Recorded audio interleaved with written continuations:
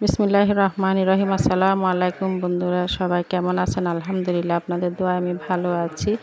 আজ আমি রান্না করব কাঁকরোল। কাঁকরোলগুলো আমার গাছের, খুবই ভালো লাগছে। আমার গাছের কাঁকরোল রান্না করব। আমি প্রথমে চুলায় তেল দিয়ে তেলগুলা গরম হলে রসুন বাটা দিব।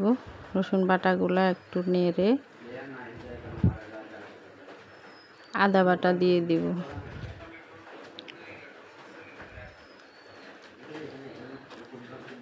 দিয়ে দিব পেঁয়াজ ব্লেন্ডার করা।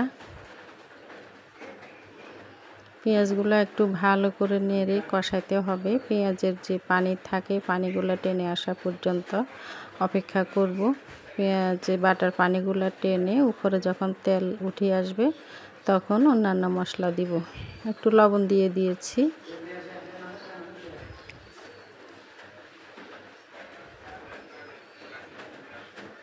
ভালো করে একটু সময় নিয়ে নাড়তে হবে। হয়ে গিয়েছে পেঁয়াজ কষানো। এখন আমি অন্যান্য মশলাগুলো পরিমাণ মতো নিয়ে প্লেটে রেখেছিলাম, সে মশলা দিয়ে সাথে সাথে মুরগির হাড় 2-1 টুকরা মাংস ছিল দিয়ে একটু কষিয়ে নিব।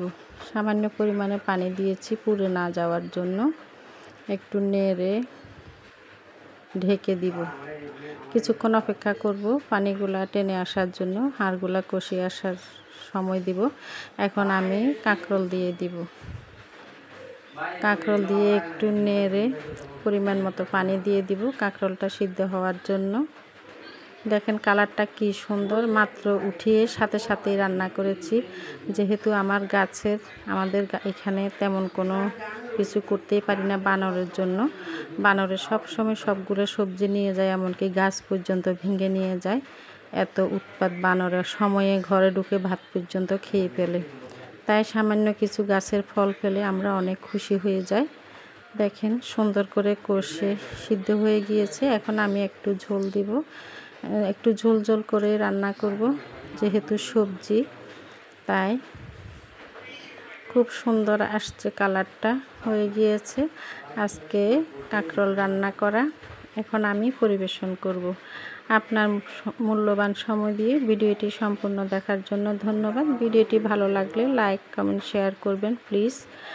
ধন্যবাদ সবাইকে। আসসালামু আলাইকুম। আল্লাহ হাফেজ। ভালো থাকবেন।